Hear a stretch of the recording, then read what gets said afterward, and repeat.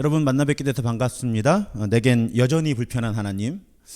그래도 이렇게 유튜브 댓글이나 저에게 주시는 메시지가 하나님이 조금씩 덜 불편해지기 시작했다는 분들이 계셔서 이렇게 강의를 준비하고 이끄는 사람 입장에서는 보람을 느끼기도 합니다. 하나님 저에게 상 주셔야 돼요. 지금 하나님을 열심히 설명하고 있죠. 변호하고 있습니다. 우리 하나님이 어떤 하나님이신지, 오늘도 우리 하나님이 어떤 하나님이신지 조금 더 넓고 깊게, 이해의 폭이 넓어지고 깊이가 깊어지는 그런 시간이 되었으면 좋겠습니다. 지난주 복습을 간단하게 해보죠. 우리 하나님은 헤세드의 하나님이시다. 어떤 분들은 카톡에 헤세드의 하나님 막 이런 글을 쓰시는 분들도 계세요. 어쩌다가 이제 그런 분들 보면 굉장히 반갑습니다. 이 강의를 들으시고 그 표현이 굉장히 인상 깊으셨나 보다. 자, 말로 설명하기 어려운 사랑, 한결같은 사랑, 변하지 않는 사랑. 자, 우리 하나님은 그런 하나님이시다.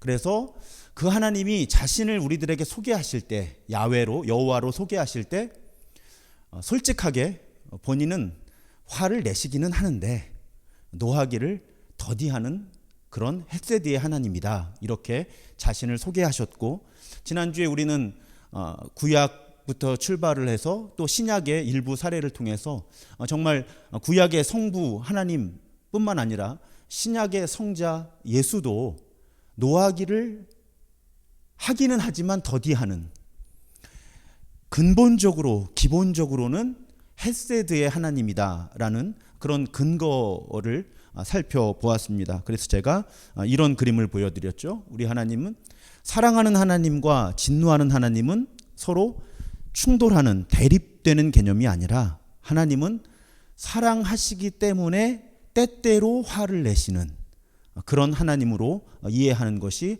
가장 성경을 정확하게 이해하는 것이다. 그런 주제의 말씀을 드렸습니다. 그럴 때 오늘 강의를 시작하면서 여러분, 제가 성경을 읽어내고 무엇인가를 이렇게 판단하는 논리 하나를 설명을 드리고 싶어요. 좀 복잡할 수도 있는데 오늘 이해가 되지 않으셔도 됩니다. 계속 앞으로 제가 이 방법론을 가지고 여러분들께 좀 설명을 드리고 싶어요. 학교 다닐 때 한 번쯤 들어보셨을 귀납법과 연역법에 대한 이야기입니다. 여러분, 귀납법이라고 하는 건 근거들이 있죠. 근거들이 있어요. 그 근거들을 가지고 일반적인 원리를 이끌어내는 것을 우리는 귀납법이라고 부릅니다. A가 죽어요. B도 죽어요. C도 죽어요. D도 죽어요 하면 모든 사람이 죽는다라는 결론을 내리는 것을 우리는 귀납법이라고 부릅니다. 연역법이라고 하는 것은 출발점이 개별적인 사안이 아니라, 귀납법은 개별적인 사안에서 출발을 해서 일반적인 원리로 나아가는데, 연역법은 일반적인 원리에서 출발을 해서 개별적인 해석을 해내죠. 모든 사람이 죽는다라는 원리를 분명히 알고 있으면 이 사람도 죽겠구나, 나도 죽겠구나, 이런 결론을 내릴 수 있는 겁니다. 이런 논리의 흐름을 우리는 연역법이라고 불러요. 여러분, 성경을 읽을 때 이 귀납법과 연역법을 동시에 균형 있게 사용을 해야 하는 겁니다. 예를 들어 드릴게요. 우리 주제가 그러니까요. 근데 그 이야기 하기 전에 예를 조금 더 들어볼까요? 귀납법에 한계가 있어요. 그게 무엇인가 하면 A는 죽는다, B는 죽는다, C는 죽는다. 그래서 모든 사람이 죽는다라는 결론을 내리고 싶었는데 갑자기 안 죽는 사람이 나타난 거예요. 하나가. 예를 들어서. 그러면 사실은 C까지만 알고 있던 사람은 모든 사람이 죽는다고 결론을 내리는 거거든요. 귀납법에 따르면. 그런데 거기에 해당되지 않는 케이스가 나타날 경우에 그동안 가지고 있던 전제는 다 무너지는 겁니다. 이 결론, 일반적인 원리를 다시 써야 되는 거예요. 혈액형을 예로 들어볼까요? 자, A형은 소심하다. A형은 소심해 한데 안 소심한 사람 만나는 거예요. 그러면 A형은 다 소심해라고 하는 일반적인 원리는 성립을 하지 않는 겁니다. A형은 전반적으로 소심해 정도로 이제 낮아지는 거고요. 그런데 계속 살아가다 보니까 B형도 소심한 사람이 있고 C형도 C형은 없죠. O형도 소심한 사람이 있고 이러다 보면 혈액형하고 소심한 거하고는 상관이 없구나. 그러니까 귀납법을 사용할 때 우리가 반드시 염두에 두어야 하는 건 예외가 있을 경우에 이 결론은 흔들린다. 아예 다시 써야 될 수도 있다라는 거죠. 연역법도 마찬가지예요. 원리가 잘못되면 완전히 다 무너지는 겁니다. 아까 A형은 소심해라는, 제가 약간 사실 그 전제 혈액형 가지고 사람 구분하거나 뭐 MBTI로 사람 자꾸 이렇게 저 사람은 이래서 그래 저래서 그래 하는 거 좀 싫어하거든요. 여러분, 일반적인 원리가 취약하면 그 연역법에서 나오는 모든 해석들은 왜곡되거나 잘못될 가능성이 있는 거예요. 누가 A형은 다 소심해라고 하는 일반적인 원리를 꾹 붙들고 있으면 소심하지 않은 A형도 소심하게 만들어버리죠, 그냥. 그러니까 연역법의 문제는 이 일반적 원리라고 하는 것의 참과 거짓을 엄밀히 따지지 않으면 이 논리의 흐름 자체가 왜곡이 된다는 겁니다. 이해가 되시죠? 이걸 근거로 해서 자, 이번 학기의 주제, 하나님이 폭력적이다라고 성경을 읽는다고 생각해 보세요. 그러면 하나님이 폭력적인 장면을 계속 만나야 귀납적으로 하나님은 폭력적이다라는 결론을 내릴 수 있는 거예요. 그런데 우리 진노라고 하는 측면에서 지난주에 한번 생각해 보세요. 하나님이 화를 안 내는 장면이 더 많아요? 화를 내는 장면이 더 많아요? 화를 안 내는 장면이 훨씬 많은 거예요, 성경 전체를 보면. 그런데 왜 우리는 구약의 하나님이 진노하시는 하나님이라는 결론을 갖게 됐을까? 귀납법적으로 보면 맞질 않죠. 그냥 하나님은 때때로 화를 내셔가 정직한 귀납법의 결론인 겁니다, 성경에 보면. 성경을 정말 정직하게 읽는다면. 이해가 되시죠? 그러니까 교리고 뭐고 다 떠나서요, 제가 이제 이과 출신이다 보니까 자꾸 보편적인 원리로, 지난 수요일 날도 제가 상식적이어야 한다는 말씀을 드렸는데 보편적인 논리학적인 수학적인 구조로 한번 생각을 해보자는 거예요. 구약의 하나님이 진노하는 하나님이다라는 일반적 원리를 결론을 내려면 진노하시는 하나님에 대한 성경 본문이 무수히 많고요, 화를 참으시는 하나님에 대한 본문이 아주 적어야 되는 거예요, 없거나. 그런데 성경을 정말 정직하게 통독을 하면 그렇지 않다는 거죠. 그러면 구약의 성부 하나님은 진노하는 하나님이다라고 하는 일반적 원리를 결론을 내릴 수 없다는 거죠. 가장 정직한 결론은 하나님도 화를 내신다가 가장 정직한 결론이라는 겁니다. 반대로요, 그럼 연역법은 어떻게 적용할 수 있을까요? 하나님이 줄기차게 본인이 헤세드의 하나님이라는 거예요. 그러면 그걸 아예 일반적 원리로 해서 성경을 해석해 보는 거예요. 그게 이번 학기에 제가 주로 사용하는 방식이죠. 아니, 하나님이 헤세드의 하나님이시라면 왜 이렇게 하셨을까? 해서 이 전제가 참이라는 원칙, 법칙을 가지고 한번 본문을 해석을 새롭게 해보자. 그래서 저는 성경을 해석할 때 이 귀납법과 연역법을 같이 쓰려고 굉장히 노력을 많이 해요. 이해가 되시죠? 자, 조금만 논리적으로 생각해도 우리가 하나님은 이래 하고 내렸던 결론이 사실은 그다지 논리적이지 않은 거예요. 그리고 성경을 우리가 새롭게 읽기 위해서는 성경의 본문들을 통해서 귀납법적으로 하나님과 어떤 구원의 원리를 찾아가는 방식도 당연히 중요하고 당연히 그럴 수밖에 없지만, 우리가 교회가 고백해온 신앙 고백이 있잖아요. 자, 생각해 보세요. 제가 첫 주와 지난주에 그런 용어를 사용하지는 않았지만요, 우리는 삼위일체라고 하는 교리를 믿는 거잖아요. 그러면 이 전제를 가지고 연역법적으로, 그러면 성부, 성자, 성령이 같은 분이니까 성품이 같아야 되잖아 하는 연역법적인 원리를 가지고 성경 본문들을 풀어보자는 거죠. 그러면 관점이 달라지죠. 해석도 달라질 수 있는 여지가 있죠. 그러면 다른 단서들을 찾아보게 되는 거예요. 왜 헤세드의 하나님이, 자, 그걸 일반적인 원리로 우리가 받아들인다면 왜 헤세드의 하나님이 여기서는 이렇게 화를 내셨을까? 그걸 연역법적으로 추론을 하다 보면 하나님의 이름, 하나님의 명예가 훼손이 된다든지 사람과 사람 사이의 관계가 망가질 때 하나님은 부득이 화를 내셨구나라고 하는 그런 지난주의 결론에 도달하기도 한다는 거예요. 저는 제가 이런 과정을 이끌 때 반복해서 말씀드리지만 그 팩트가 중요한 게 아니라 생각하는 방식을 우리 교우들하고 나누고 싶은 거예요. 생각하는 방식, 사고하는 원리. 그래서 우리 교인들의 수준이 저보다 높아지는 것. 그게 제가 강의하는 굉장히 중요한 의도거든요. 오늘도 마찬가지예요. 오늘 우리가 성차별주의자인가 하나님이 섹시스트이냐라는 주제를 다룰 텐데 결론에만 너무 관심 갖지 마시고요. 성경 본문을 어떻게 풀어서 왜 저런 해석이 저런 가능성들이 열리는지를 관심을 가지셔야 되고요. 그래서 제가 그런 부탁을 드리는 거예요. 누가 물어보면 어떤 성경을 내가 근거로 해서 이걸 대답을 할 수 있을까를, 안 그러면 저쪽이 하나님이 성차별주의자다, 특히 구약의 하나님이 성차별주의자다라고 공격할 때 아니야를 못 넘어서잖아요. 아니야 하는데 대답에 근거가 있어야 되잖아요. 그래서 여러분, 하나님이 성차별주의자인가 아닌가가 우리의 관심이 아니라 아니다라고 믿어버리면 되잖아요. 우리는 그냥. 그런데 성차별주의자야 하고 누군가가 특히 성경 본문까지를 들이대면서 이러니 구약의 하나님은 성차별주의자다 할 때 우리가 어떤 논리를 가지고 이것을 영어로 하면 디펜스 할 수 있을지, 변호할 수 있을지, 변증할 수 있을지, 강의를 들으시는 분들이 거기에 좀 초점을 맞추셨으면 좋겠어요. 이런 것들이 다 전도와 선교는요. 오늘날의 전도와 선교는 뭐 죄송해요. 우리 교회도 이제 그런 사역에 헌신하는 분들이 계신데 무슨 사형리라든지 브릿지라든지 전도폭발이라든지 이런 전도지를 통해서 전도가 되는 시대는 이제 많이 벗어났거든요.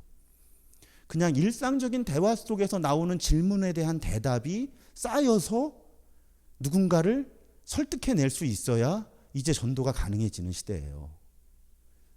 사형리 가지고 쭉 설명한 다음에 자 이제 영접 기도하면 네가 구원받을 거야. 그 논리를 따라올 수 있는 사람의 비율은 이제 현저히 낮습니다. 결국은 저하고 여러분들이 성경을 통해서 하나님을 읽어내는 그 문해력이 높아져야 전도를 할 수 있게 되는 거예요. 이제 더 어려워진 거죠. 어떤 면에서는.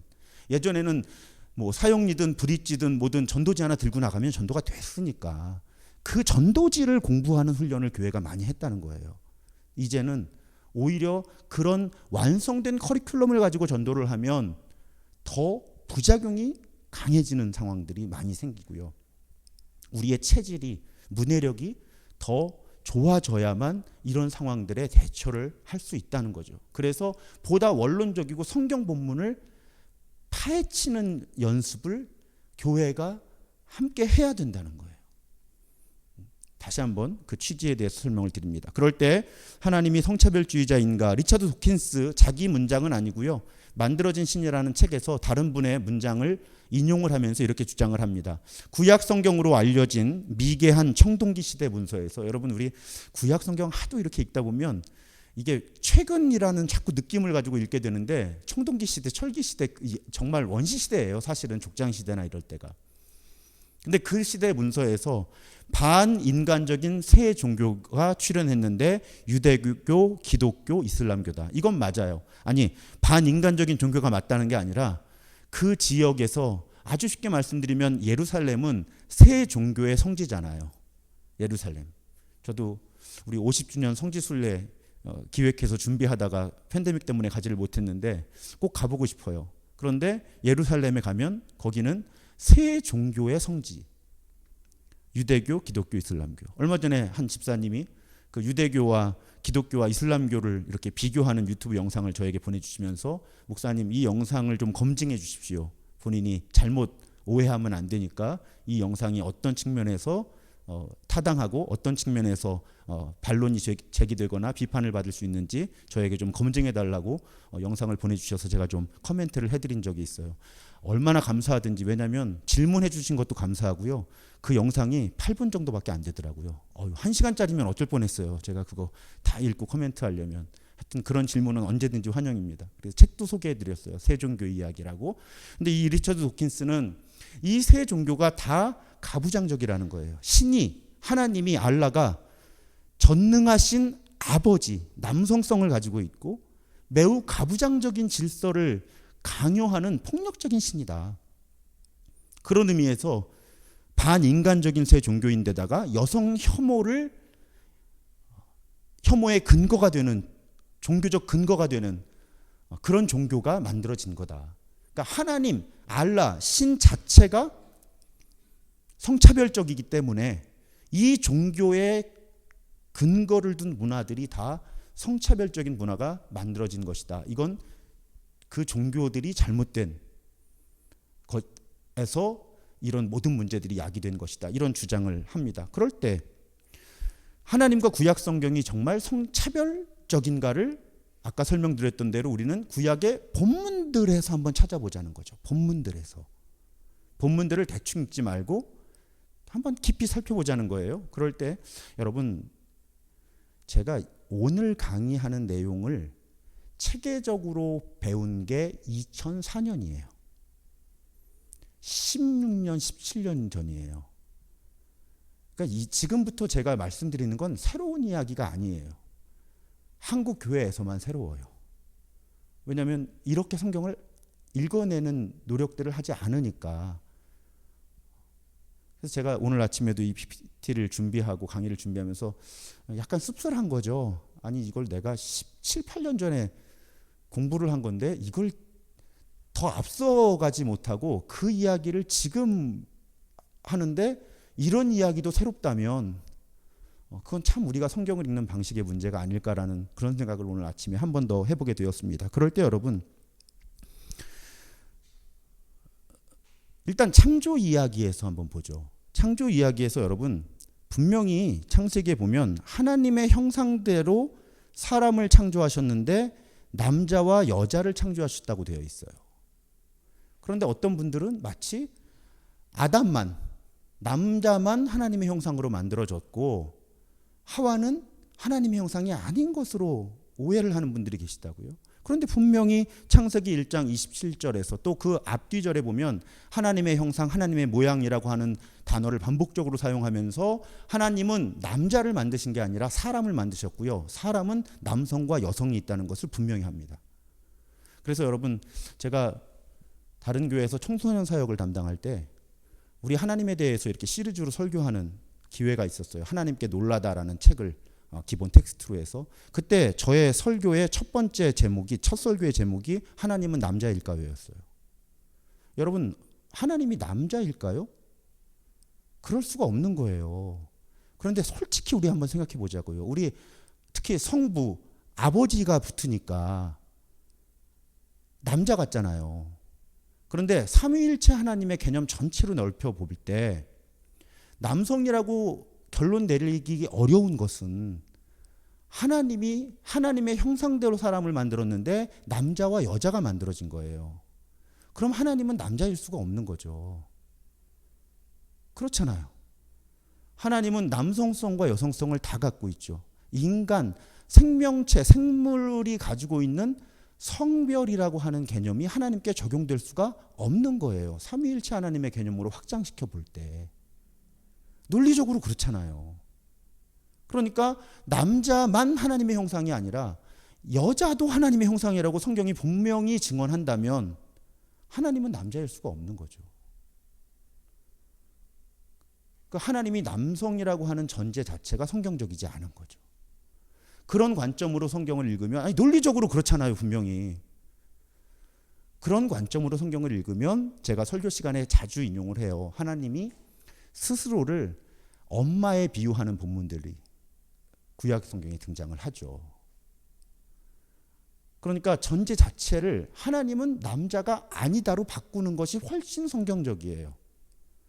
분명히 남자와 여자가 다 하나님의 형상이었고 하나님은 남자와 여자를 창조하셨으니까요. 하나님의 형상대로. 그래서 그 중고등학교 청소년들에게 그 설교가 첫 설교 제목이었어요. 하나님은 남자일까? 아니, 성경의 근거로 보면 그렇게 보기 어렵지. 바로 거기에 사실은 비극의 시작이 있는 거예요. 하나님을, 삼위일체 하나님을 남성이라고 단정하고 성경을 읽어나가기 시작하는. 지난주에 우리 강의 녹화 마치고 우리 대화 시간에 제가 신인 동형론이라는 걸 말씀을 드렸어요. 온라인으로 들으시는 분들은 지난번 강의에 듣지 못하셨지만 신인동역론, 신과 인간을 같은 기준을 가지고 묘사를 하는 방식이라고 말씀을 드렸죠. 그러니까 성경이 신인동역론적으로 쓰여 있어서 하나님은 아버지신 거예요. 사람의 언어로 규정을 해야 되니까. 인간의 언어의 또 개념의 범위죠. 한계라면 한계고요. 그러니까 우리가 성부, 성자, 성령을 생각할 때, 삼위일체 하나님을 생각할 때 제가 어릴 때 그랬던 것처럼 이렇게 백발에 이렇게 수염이 나고 마치 그 미켈란젤로가 그 천지창조에서 왜 이렇게 아담한테 이렇게 손가락 이렇게 내밀고 있듯이 그렇게 생각하면 안 된다는 거죠. 하나님은 사람이 아니니까. 더군다나 남자가 아니니까. 뭐 남자라고 상상하는 게 죄는 아닌데요. 그러면 하나님을 여자로도 상상을 해야 되는 거죠. 분명히. 왜? 하나님의 형상에서 여성이 나왔으니까. 그 근본적인 생각부터가 과연 그러니까 하나님이 남성이라고 하는 전제 자체가 성경적일까? 그 부분부터 우리는 의심하고 질문하고 들어가야 되는 거죠. 성경에 근거해서. 성경에 근거해서요. 성경에 이런 본문이 없으면 뭐 아버지는 남자니까 하나님은 남자겠지 하겠지만 분명히 성경 본문에서 하나님이 하나님의 형상대로 사람을 창조하셨는데 남자와 여자를 창조하셨다니까. 그럼 남자도 하나님의 형상이고 여자도 하나님의 형상이니 남자와 여자가 다 하나님의 형상이고 그럼 하나님은 남성일 수 없는 거죠. 그러면 조금 더 논리적으로 생각하면 하나님은 우리의 성 개념을 넘어서는 존재라는 창조주는 그런 결론을 내릴 수가 있는 겁니다. 또 어떤 분들은 여전히 남자가 먼저 창조되고 여자가 나중에 창조되었기 때문에 남자가 우월하다라는 생각을 갖고 계신 분들이 여전히 계세요. 그런데 그러면 한번 우리 논리적으로 생각하는 거 그런 분들이 좋아하시니까 자, 창세기 1장, 2장 쭉 읽으면서 창조의 순서를 보죠. 여러분 뭐 자연의 창조는 뭐 차치하고 생각하지 말고 생명체가 창조되는 순서를 보면요. 여러분 바다의 물고기와 공중의 새가 만들어지고 이제 육상 포유류들이 만들어지잖아요. 그러면 창조의 순서가 점점 좋아지는 쪽으로 나오는 거예요, 사실은. 그러면 여성이 나중에 창조되었다는 거는 여성이 남성보다 더 나은 존재로 창조되었다고 해석을 해도 아무런 문제가 없죠, 논리적으로. 그러니까 제가 지금 무슨 말씀을 드리는 거냐면 남자가 먼저 창조됐기 때문에 우월하다. 여자가 나중에 창조되었기 때문에 우월하다. 이 논리 자체가 성립을 안 한다는 거예요. 아니 그러면 바다의 물고기가 사람보다 우월하죠. 먼저 창조되었으니까. 그러니까 우리가 얼마나 선입견과 편견, 고정관념을 가지고 성경을 읽냐는 거죠. 아니 왜냐하면 제가 이런 개념에 관심이 없을 때 정말 누가 하나님이 아담을 창조하셨고 그리고 하와를 갈빗대에서 창조하셨으니까 여성이 열등하다 그러면 그런가 보다 했거든요, 저도. 근데 논리적으로 조금만 생각해 보면 그럼 먼저 창조된 것이 더 우월하다면 코끼리가 사람보다 우월해야 되잖아요. 금붕어가 사람보다 우월해야 되고. 그러니까 창조의 순서를 가지고 어떤 우월성을 논할 근거는 없다. 논리적으로 그렇다는 거예요. 논리적으로. 게다가 또 어떤 분들은 하나님이 하와를 창조하시고 아담의 돕는 배필을 삼으셨다 하니까 자, 남자가 우월하고 여성은 남성을 돕는 보조적인 존재로 하나님이 창조하신 것이다. 이렇게 주장하는 분들이 계세요. 이렇게 믿는 분들이 계세요. 그럼 여러분 성경의 단어 이게 돕는 할 때 단어가 히브리어로 에제르라고 하는데 이건 성경 단어까지 볼 필요도 없어요. 이렇게 예를 들어 드릴게요. 만약에 여기 지금 오신 뭐 예를 들면 김은미 권사님이 목사님 저 이것 좀 도와주세요 할 때 제가 열등해서 도와달라는 거예요? 아니잖아요. 왜 돕는다 할 때 도와주는 존재를 더 열등하다고 우리는 생각을 할까요? 그렇잖아요. 여러분이 저에게 도와달라고 하실 때 제가 여러분보다 열등한 존재여서 여러분을 돕는 존재로 목회를 하는 건 아니잖아요. 목사가로 살아가는 거 아니잖아요. 근데 왜 남자를 만드시고 여자를 돕는 존재로 만드셨으니까 여성은 남성의 보조적인 역할이야라는 말을 그대로 받아들이시냐는 거예요. 우리 일상의 언어에서도 도와주세요 할 때 이 사람이 나보다 열등한 존재에게 도와달라고 하지 않아요. 보통은 어떤 영역에서 나보다 더 나은 존재에게 도와달라고 부탁을 하지. 그렇지 않나요? 그러니까 이 표현 역시 남성과 여성의 우월과 열등을 규명하는 재료로 절대 사용할 수 없다. 우리는 나보다 약한 사람에게도 도와달라고 하기도 하고 나보다 강한 사람에게 도와달라고 하기도 하니까 여성이 남성의 돕는 배필로, 하와가 아담의 돕는 배필로 창조되었다는 그 표현을 가지고 여성이 남성의 보조적인 역할을 감당하는 것이다라고 해석하는 것은 절대 부당하다. 이런 결론을 내릴 수가 있어요. 성경 이걸 보고 공부할 필요도 없어요. 그냥 조금만 논리적으로 생각해 보면 그런 거예요. 그래서 그런 개념을 가지고 성경을 보면요, 모세오경에서 에제르, 돕는다는 단어는 딱 한 케이스를 제외하고 전부 하나님께 사용되는 표현이에요. 하나님의 도우심. 그러면 만약에 하와가 아담보다 열등한 존재여서 돕는 배필로 아담의 보조적인 존재로 창조되었다면 여호와 하나님이 우리의 보조적인 존재인가요? 똑같은 에제르라고 하는 돕는다라는 단어가 하나님께 사용되었는데 압도적으로 많은 비율로.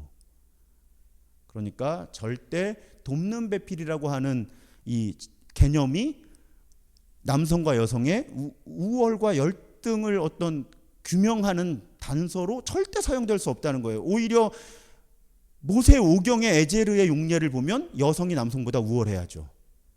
하나님이 도우시는데 그 하나님의 도우심에 대한 에제르라고 하는 단어를 여성에게 사용하면서 남자를 도와주라고 했으니까 더 논리적으로 따져보면 성경의 단어 용례만 보면 여성이 남성보다 우월해야죠. 남자가 모자르니까, 부족하니까 하나님이 여성을 창조하고 너 남자 좀 도와줘라. 사실은 문맥을 보면 그게 더 맞아요. 이 성경 단어의 용법을 보면. 그런데 우리는 그걸 논리적이거나 성경적으로 생각하지를 않고 아담을 하와 보고 도와주라 그랬으니까 아담이 더 우월하구나, 누가 그렇게 가르치면 그냥 믿어버리는 거죠. 아멘. 거기에 문제가 있다는 거예요. 실제 우리 언어, 성경까지 가지도 않아도 실제 우리가 사용하는 언어랑도 맞지가 않는데 우리는 그냥 그 전제를 받아들이기 때문에 자꾸 하나님이 성차별주의자라고 믿게 된다는 거죠. 그래서 예로 창세기 49장 25절을 적어놨어요. 너의 조상이 하나님이 너를 도우시고 할 때 에제르를 사용한 거예요. 하나님이 너를 도우시고. 절대 돕는 배필이라고 하는 개념이 남성과 여성의 우월함을 규명하는 재료로 사용될 수 없다. 그렇다면 오히려 여성이 남성보다 우월한 것이다. 자, 또 우리가 관심 갖는 성차별적인 어떤 사고에 대해서 관심 갖는 장면이 바로 이 장면이죠. 선악과를 먹는 장면. 여자가 먹었다는 거예요. 여자가 유혹에 넘어가서, 와, 21세기인데 지금도 그렇게 설교하는 목사님들이 계세요. 여자가 유혹에 약해서 여자가 더 영적이지 못해서 와, 전 남자인데도 막 분노가 치밀어 오르는 거예요. 여러분, 이 내겐 여전히 불편한 하나님이라는 책을 읽으신 분들은 아시겠지만 아주 다양한 관점에서 하와가 책임을 더 감당하게 이 본문을 해석하는 것은 부당하다, 이제 데이비드 램이 주장을 하죠. 근데 그런 거 다 필요 없어요, 여러분. 신약 성경의 저자 중에 정말 성령의 감동으로 이 성경을 썼으니 망정이지, 성령의 감동으로 성경을 썼지만 매우 성차별주의자가 있는데 바로 사도 바울이거든요.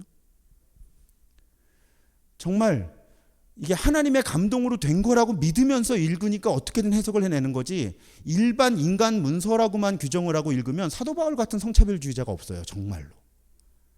제가 사도 바울을 별로 안 좋아해요. 그런 면에서는. 그런데 그 성차별주의자인 것처럼 보이는 사도 바울이 로마서에서 뭐라 그래요? 한 사람을 통해서 죄가 세상에 들어왔다 그래요. 그런데 그 한 사람이 하와예요, 아담이에요? 아담이에요.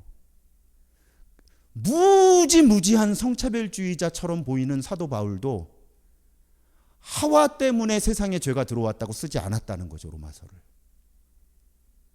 한 사람 때문에 죄가 세상에 들어왔는데 그 한 사람은 아담이에요. 그러니까 성경이 책임을 묻는 것은 물론 아담과 하와의 공동 책임이죠. 그 창세기 3장의 스토리라인을 보면. 하지만 성경 텍스트가 더 책임을 묻고 있는 존재를 굳이 아담과 하와 중에 따진다면 그 존재는 아담이라고 하는 거예요. 성경은 아담에게 책임을 물어요.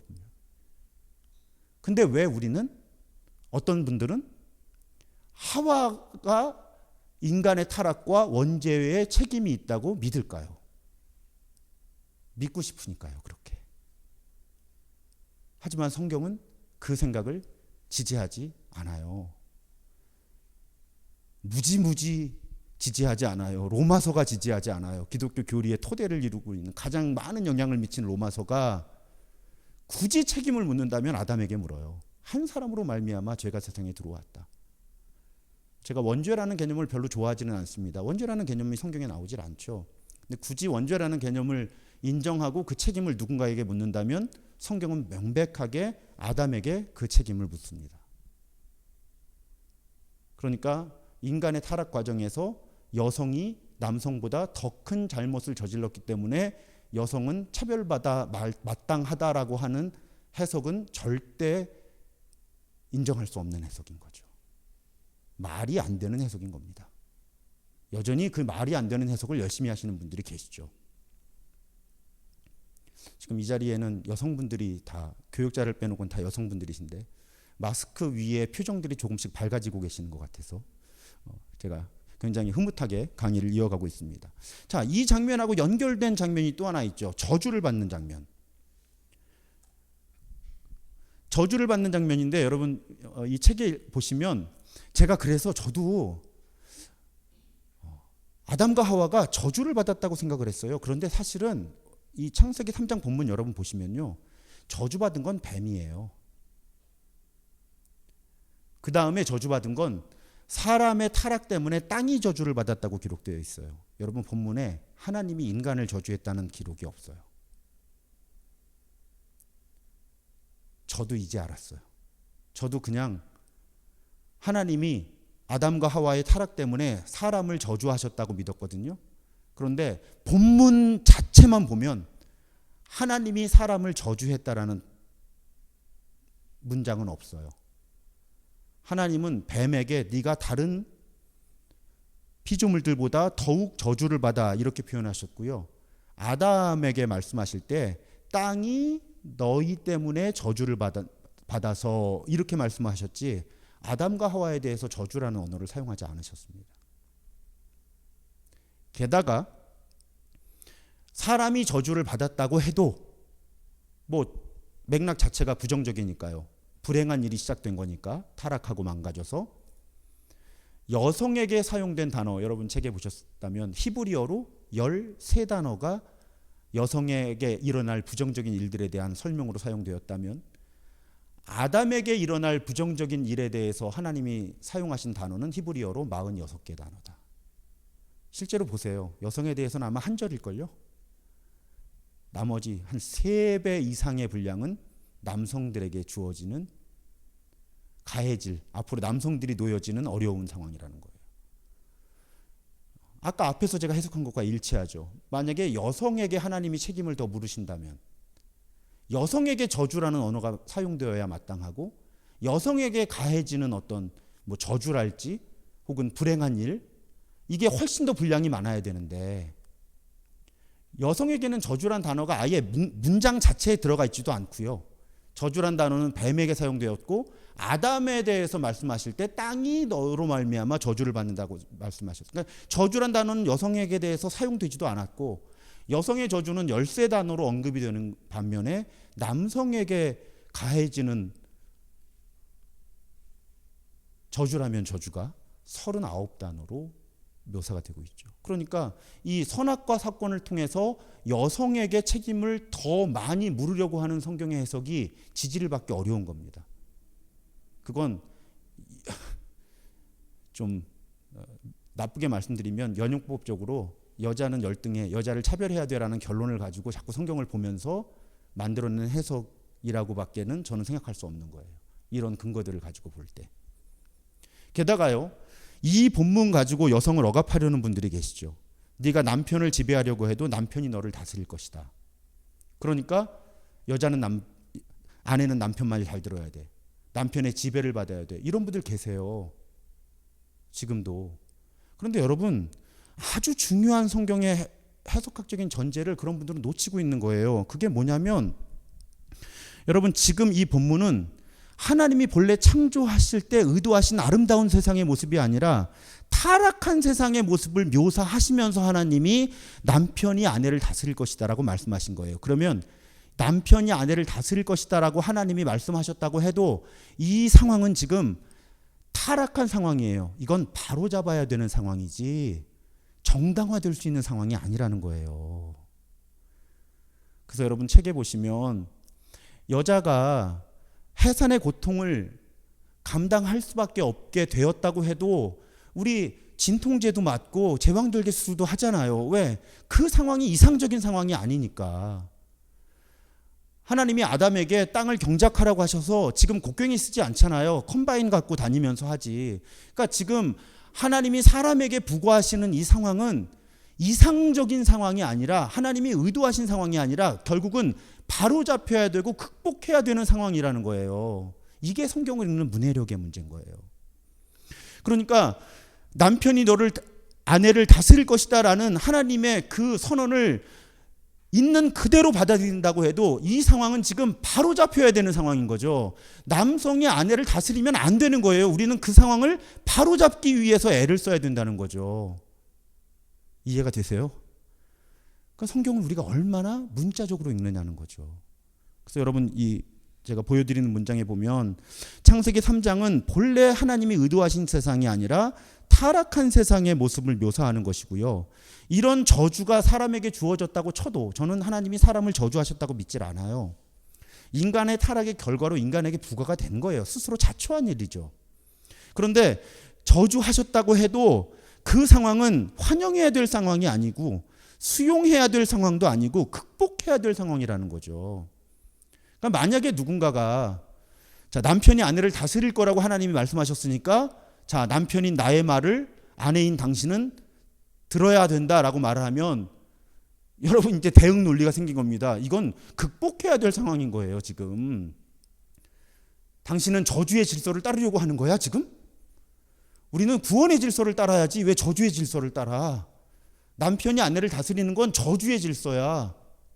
남성과 여성이 동등한 것이 창조와 구원의 질서인 거죠. 성경에 명백하게. 그래서 신약 성경에 가면 남성과 여성의 상호복종에 대해 말하잖아요. 그리고 또 많이 오해되는, 제가 주례를 할 때 시간이 충분하면 그 본문도 인용하는데, 남성은 여성을 사랑해주고 여성은 남성에게 복종해라. 그러니까 남편과 아내의 관계에서 남편은 아내를 사랑해주고 아내는 남편에게 복종해라. 아내가 남편에게 복종해야 하라고 성경이 가르쳤어. 문맥 전체와 상황을 보자는 거죠. 여러분, 이 시대에 제가 몇 번 말씀드렸죠. 아내가 남편에게 복종하는 건 말할 필요가 없었어요. 이 시대의 문화가 그랬어요. 그런데 오히려 이 본문이 당시 사람들에게 충격적인 건 남성들에 대한 거예요. 아내를 사랑해 주라는 거예요. 이 시대에는 아내가 소유물이었잖아요. 그냥 이혼 증서 써주고 이혼하고. 너 오늘 아침에 좀 과한 예인 것 같기는 한데 어떤 분들 그런 강의를 하시죠. 당시에 유대인들의 전승에 보면 아침에 일어났는데 아내가 못생겨 보이면 이혼 증서 쓰고 이혼시킬 수 있었다라는 주장을 하는 분들까지 계세요. 그만큼 여성의 인권, 또 남성과 여성 간의 어떤 책임감 있는 언약과 사랑이라는 것이 존재하기 어려웠던 시대라는 거죠. 그런데 그런 시대에 남편들 보고 아내를 사랑하라는 거예요. 얼만큼? 그리스도께서 자신의 몸을 버리신 것처럼 사랑하라. 헌신적으로. 그 본문에는 관심을 기울이지 않고 아내가 남성에게 복종하라고 하는, 사실은 당시의 문화적인 상황에서는 너무너무 당연한 이야기에 꽂혀가지고 그것도 성경 해석의 문해력의 문제인 거죠. 그리고 바로 그 본문 남편과 아내의 의무를 부과한 그 본문 가장 앞에는 남편과 아내의 상호 복종에 대해서 이야기하고 있다는 거예요. 엄청나게 카운터 컬처를 한 거죠. 반문화적인 거예요. 남편과 아내의 상호 복종, 상호 책임에 대해서 이 신약 시대에 강조하고 있다는 거요. 이런 부분들을 우리가 폭넓게 봐야 한다는 것입니다. 또 구약의 율법들 보면요. 약혼한 여성을 성폭행하면 사형입니다. 하나님은 성폭행에 대해서, 성폭력에 대해서 이렇게 민감한 분이에요. 예민한 분이에요. 또 한 가지는, 근데 약혼하지 않은 여성을 만나서 성관계를 맺으면 결혼을 반드시 해야 합니다. 자, 이제 이 부분이 문제가 되는 거예요. 오늘날의 기준에서 보면 이건 말도 안 되는 거죠. 같은 공간에 있게 해도 안 되는 건데 어떻게 이런 이 법을 하나님이 주셨을까? 근데 여러분, 이 시대적 맥락에서 보자는 거죠. 이 시대적 맥락에서 보면 어떤 여성이 남성에게 성폭행을 당하고 나면 이 여성은 살아갈 근거가 없어집니다. 지금도 고대가 아니라 지금도 이 근동지방에는 명예살인이라는 게 있죠. 자기 가문의 수치가 되었다고 해서 성폭행당한 여성을 자기 집안 오빠 아빠들이 죽여요. 우리 가문의 명예를 더럽혔다고. 지금도 21세기에 그런 일이 일어나요. 그런데 이 고대 시대에 3000년 전에 여성이 남성에게 성폭행을 당하면 어떤 일이 일어났을까요? 못 살아요. 살아남을 수가 없는 거예요. 자기 집에서도 쫓겨나고 갈 데가 없어요. 명예살인을 당할 수도 있어요. 이 여성이 삶을 이끌어가는 유일한 방법이 이 남자하고 결혼하는 거예요. 이 시대에는. 게다가 그 결혼의 절차까지, 지참금도 이 당시 이 지역의 문화에, 지금도 지참금 제도가 있잖아요. 이 지역에는. 그러니까 이 지역의 법칙, 그 사람들의 관리에 따라서 정당하게 지참금을 그 가문에 지불을 하고 이 여자와 결혼을 해야 돼요. 이 남자는 책임을 져야 된다는 거예요. 그리고 보면 평생에 그를 버릴 수 없어요. 여러분, 그냥 이혼하면 그만인 시대였다니까요. 신약 시대에도 그랬는데 이 시대에는 오죽했겠냐고요. 그런데 절대 이혼할 수 없는 법칙이 부과되는 거예요. 그럼 결국은 이 법은 왜 존재할까요? 두 가지예요. 하나는 근본적으로 성폭행을 방지하려는 거죠.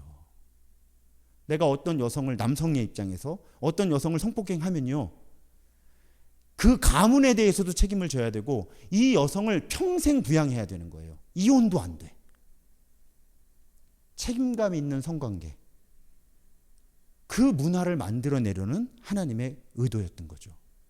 지금도 여러분, 만약에 성관계를 가지면 남성이든 여성이든 평생 그 사람하고 살아야 된다면, 여러분, 법을 그렇게 만든다면, 물론 이상적인 상황은 아니지만 보다 책임감은 생기지 않을까요? 어떤 성관계를 맺는 일에 있어서. 그런 의도로 봐야 된다는 거죠. 이 시대의 맥락을 보면. 그러니까 성적인 그 폭력과 방종을 방지하는 것이 일단 이 법의 목적이고, 실제로 이런 상황이 발생했을 때 피해를 당한 여성으로 하여금 살아갈 수 있는 근거를 마련해 주는 것이 이 법의 정신이었다는 거예요. 그러니까 많은 여성들은 이 법을 보면서 굉장히 불편함을 느끼시겠지만 이 시대 상황 속에서는 이 법이 최선은 아닐지언정 어쨌든 뭔가 이 여성, 성폭력의 피해를 입은 이 여성의 권리를 보호하고 또 가해자가 되는 남성의 그런 폭력성을 예방하거나 폭력 이후에 책임을 감당하게 하는 그 의도를 가지고 이 법이 주어졌다고 보는 것이 적절한 해석이라고 하는 것이죠. 이해가 되시죠? 논리적으로.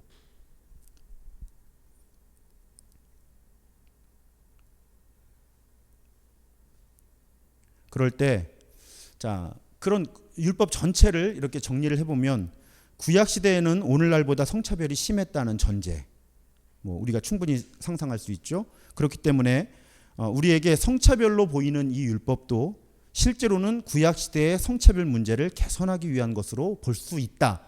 봐야 한다가 아니에요. 볼 수 있다. 저는 강요하지 않습니다. 저의 해석이 100% 맞다는 게 아니고요. 관점을 넓힐 수가 있다는 거예요, 우리가. 자, 구약 시대의 율법이 우리에게 성차별적으로 보이지만 당시 고대 근동의 맥락에서는 매우 진보적이었다고 하는 것입니다. 그래서 제가 매일 기도에 강의하면서 말씀드렸어요.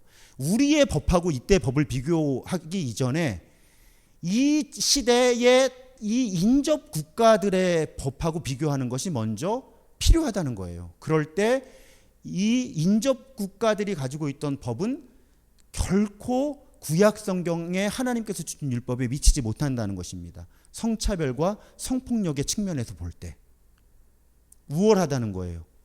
매우 진보적이라는 것입니다. 그 시대의 맥락에서 주변 지역과 비교할 때. 그렇다면 구약의 하나님은 성차별을 하신 것이 아니라 오히려 당시의 성차별 문화와 싸우신 것으로 해석해도 좋지 않을까, 더 타당하지 않을까, 그런 해석이.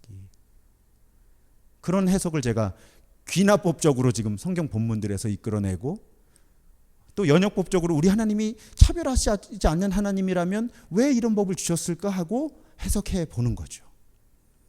이런 근거들은 얼마든지 더 찾을 수 있습니다. 우리는 매일 기도회를 통해서 통독을 하고 있기 때문에 굉장히 이해하시기가 쉬울 거예요. 얼마 전에 우리 사사기 읽으면서 드보라, 지금 제가 그때 매일 기도회 강의하면서 말씀드렸죠. 21세기인데 미국의 여성 대통령이 세워진 적이 없어요. 그런데 이 고대 시대에 드보라는 사사로 세움을 받아요.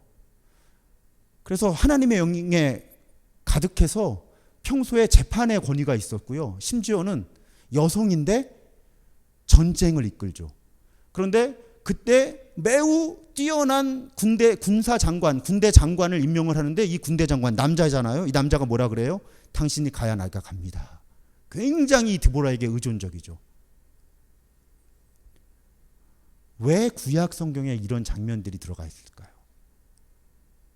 그리고 이 엄청난 성차별의 시대에 성경의 저자들은 왜 그 이야기를 그대로 기록했을까요? 하나님에 대한 편견, 선입견을 우리가 갖지 않도록 하나님은 이런 사례들을 꾸준히 만들어 오신 거예요. 역사 가운데. 지금 드보라의 그림만 보여드렸지만 옆에 써놨죠. 룻하고 에스더는 아예 자기 이름에 성경이 있어요. 룻기, 에스더서 다 있잖아요. 성경의 주인공이 되기도 했고요. 예수의 족보에도 여성들이 들어가잖아요. 엄청난 성차별의 시대에 하나님은 여성을 지도자로 세우셨고요. 여성들의 이름이 기록된 성경을 기록하게 하셨고요. 또 하나님의 구원의 이야기에 여성들이 매우 중요한 역할을 감당한다는 사실을. 그래서 사사기에 왜 그 가나안 왕 야빈의 군대 장관 시스라를 죽이는 것도 한 여자가 성에서 맷돌 떨어뜨려 가지고 여성들의 매우 중요한 역할들, 기생아합이라든지. 그리고 예수의 시대에 오면 예수는 참 많은 여성들과 함께 하셨죠. 많은 여성들의 도움도 받으셨고 여성들을 통해 위로를 받으셨고, 우리 교제의 대표적인 장면이 예수의 머리에 기름을 부은 여인. 저 그림에 보면 남자들의 표정이 매우 경직되어 있고 화가 나 있어요. 이 스토리 라인 여러분 아시잖아요. 왜 허비하느냐, 이 비싼 걸 가지고. 예수님이 얼마나 슬프셨을까. 이놈의 자식들 제자라고 다 세워놨더니. 반응 좀 봐. 유일하게 지금 예수가 누구인지를 알고 예수를 인정해 주는 건 한 여인이었어요. 그래서 예수님이 극찬을 하시죠. 온 세상 어디든지 복음이 전파되는 곳마다 이 여자가 한 일도 전해져서 사람들이 이 여자를 기억하게 될 것이다. 여러분, 신약 성경 전체에서 예수님으로부터 이런 칭찬을 받은 남자는 없습니다. 예수님이 아주 의도적으로 이 말씀을 하신 것 같아요. 나중에 신약 성경 근거로 성차별 못하도록. 그러니까 구약의 성부 하나님이든 신약의 성자 예수님이든 성차별을 했다는 근거를 찾을 수 없습니다. 오히려 당시의 법적인 제도적인 문화적인 맥락에서 볼 때 성부 성자 성령 하나님은 성차별을 철폐하시는 방향으로 움직여 오신 하나님이신 것이 명백하다. 그래서 예수께서 부활하시고 승천하신 이후에 사도 바울은 엄청난 성차별주의자였음에도 불구하고 본문의 근거로 볼 때 그렇게 선언하는 거죠. 유대 사람이나 그리스 사람이나 종이나 자유인이나 남자나 여자나 차별이 없습니다. 바울은 정말로요, 제가 볼 때는 성령의 감동으로 이 문장을 쓴 것 같아요. 바울은 앞만 봐도 성차별주의자거든요. 그런데 그 성차별주의자였던 바울이, 그리고 바울은 바리새인이었잖아요. 유대인 중에 유대인. 그러면 다음 주 우리가 살펴볼 주제지만 인종차별, 민족차별 분명히 할 사람인데 사도 바울이 이런 고백을 했다는 건 성령의 이끄심 아니면 안 되는 일이죠. 그러니까 우리는 이 갈라디아서 3장 28절을 근거로 연역법적으로 성경을 보는 것이 더 적절한 거예요. 그래서 여자는 교회에서 잠잠하라는 표현을 다르게 해석해야 되는 거죠. 여자는 교회에서 잠잠하라고 했으니까 잠잠해. 그렇지 않다는 거예요. 어떤 것이 더 연역법적으로 볼 때 더 타당한 보편적인 원리냐? 남자와 여자의 차별이 없는 것이 더 보편적이고 타당한 원리다. 그러면 그걸 근거로 해서 다른 본문을 해석하는 것이 더 적절하다. 그러니까 고린도전서에서 여성 차별적인 표현이 사용된 것은 분명히 그 맥락에 제한되는, 국한되는 어떤 의도와 필요가 있었을 것이다. 그렇게 성경을 풀어나가는 거죠. 귀납법적으로도 풀고 연역법적으로도 풀고. 그러므로 결론적으로 성부 성자 성령 우리 하나님은, 심지어는 구약의 성부 하나님은 결코 성차별주의자가 아니다. 오히려 성차별과 싸워오신 분이다라는 결론을 저는 1%의 꺼리낌도 없이 여러분들에게 소개하는 거예요. 여러분들 각자의 대답은 이제 여러분들이 오늘부터 찾아 나가셔야 합니다. 그럴 때 여러분 오늘 마무리하면서 책에 다 나오는 문장이어서 사실 좀 어려운 내용이긴 한데 말씀드리지 않을 수가 없어요. 조금 설명이 부족하면 인터넷에서 좀 검색을 해보시면 좋을 것 같은데, 아주 그 미국 상황에서도 문제가 돼요. 용어 때문에. 이 정치적 정당성이라고 하는 것이 미국 사회에서는 굉장히 중요하거든요. 무슨 뜻이냐 하면 차별적인 언어를 사용해서는 안 된다는 거예요. 정치적으로. 그래서 성차별적인 용어를 사용해서도 안 되고 인종차별적인 용어를 사용해서도 안 되고, 이제 그런 개념이 정치적 정당성이라고 하는 개념이에요. 미국에서는 굉장히 예민합니다. 그래서 아까 제가 하나님이 남자일까요? 라는 질문을 던졌잖아요. 진보적인 신학교로 갈수록 우리나라 말에는 문제가 없는데 영어는 대명사가 성별이 있잖아요. 남자는 he로 받고 여성은 she로 받잖아요. 그러니까 이제 글을 쓰거나 말을 할 때 하나님에 대해서 말하면서 he라는 대명사를 사용하면 진보적인 신학교일수록 굉장히 불편해합니다. 하나님이 남자가 아닌데 왜 he를 사용하는 거예요. 이제 보수적인 신학교로 가면 하나님이 남자라고 믿지는 않지만 성경에 어쨌든 단어가 히브리어도 성별이 있거든요. 그런데 하나님에 대한 언어는 남성 언어가 맞아요. 히브리어 원어에. 그러니까 뭐 히브리어 원어도 하나님을 남성으로 대명사를 받는데 뭐 영어로 받는 게 뭐가 문제냐 하고, 이제 보수적인 신학교로 갈수록 그걸 크게 문제를 삼지 않고 그냥 하나님을 히라고 하는 남성 대명사로 받긴 합니다. 하지만 이 정치적 정당성이라고 하는 건 굉장히 미국 사회에서는 중요해요. 어떤 언어를 사용하느냐. 흑인을 사용할 때도 니그로라는 표현을 사용하면 비하하는 표현이거든요. 많이 그렇게 받아들여요. 그러니까 이 언어를 사용할 때 정치적인 중립성을 지키는 언어를 사용하는 것이 매우 예민합니다. 근데 그러다 보니까 어떤 문제가 있냐면 성경을 가지고 얘기를 해도 사람들이 자꾸 그렇게 오해를 하는 거예요. 네가 지금 politically correctness, 그러니까 네가 지금 정치적인 정당성을 부여하느라고 성경을 그렇게 해석하는 거 아니야? 이제 이런 오해를 많이 받는 거예요. 그러니까 저도 사실은 설교하거나 성경을 강의할 때 가끔 그런 말씀 많이 드리잖아요. 제 정치적인 포지션 때문에 지금 이런 해석을 하는 게 아니라 아무리 신앙의 양심으로 살펴봐도 성경 본문은 이렇게 말씀하고 있다고 저는 믿습니다. 제가 그런 표현 가끔 사용하죠. 그런 의도로 이 책의 저자도 여러분 아마 책을 읽으신 분들도 그냥 쓱 지나치셨을 거예요. 근데 마지막 부분에 가면 이제 교회가 이런 부분에 대해서 정말 적극적으로 성경을 정확하게 읽어내고 정직하게 소통을 해야 된다는 얘기를 하면서 이런 부분들은 정치적인 정당성 때문이 아니라 성경적으로 정당하기 때문이다. 그런 해석이 이제 이런 주장을 데이비드 램이 하고 있어요. 그래서 제가 지금 이 부분을 말씀드리는 거예요. 생태계에 대해서 얘기해도 제가 그런 공격을 받을 때가 있어요. 무슨 진보적인 생각 아니냐 뭐. 그런데 저에게 그 강의를 들으셨거나 하신 분들은 아시겠지만 제가 그래서 철저하게 성경 본문을 주의하려고 노력을 하잖아요. 본래 하나님이 성경을 통해서 우리에게 생태계와 더불어 사는 삶을 말씀하셨다. 그래서 여러분 혹시 지금은 이것이 이슈가 되지 않더라도 어떤 성차별의 문제든 인종차별의 문제든 뭐 부동산의 문제든 어떤 그런 이슈가 나올 때 뭐 생태계 보호의 문제든 이걸 정치적인 입장 아니냐, 정치적 정당성 때문에 성경을 그렇게 보는 것이 아니냐라는 그런 질문을 받을 수가 있거든요. 그럴 때 저와 여러분들은 아니 정치적 정당성 때문에 성경을 그렇게 읽는 것이 아니라 성경 본문을 전체적으로 정직하게 읽었더니 그런 결론을 얻었다라고 말을 할 수 있어야 된다는 거예요. 너무 도매금에 넘어가게 하는 분들이 많아요.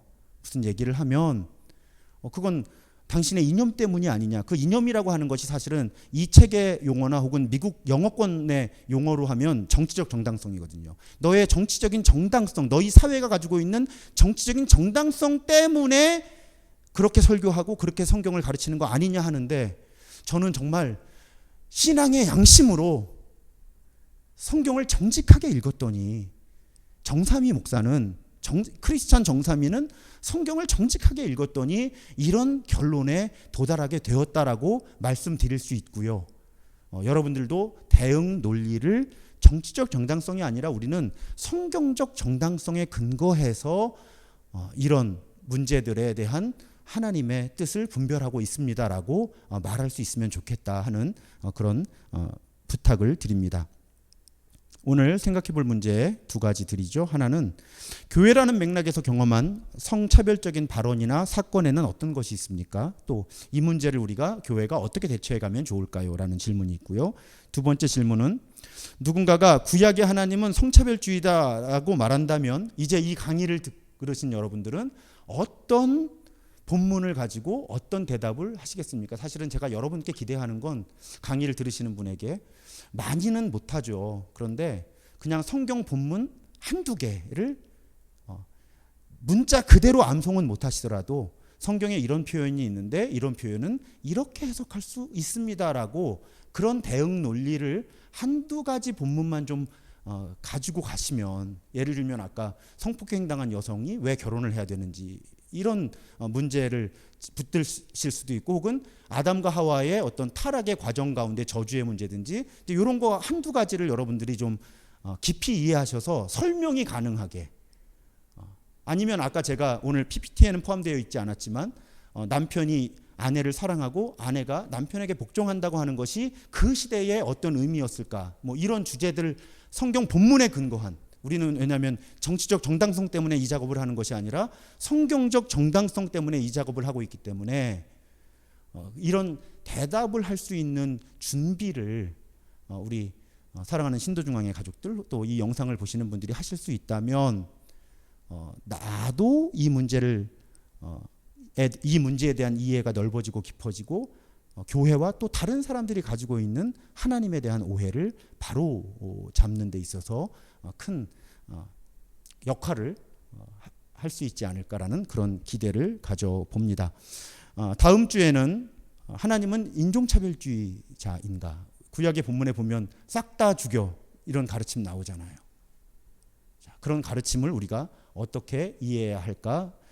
그 질문을 주제로 성경을 탐구해 보도록 하겠습니다. 오늘 영상으로 함께해 주신 분들 대단히 감사합니다.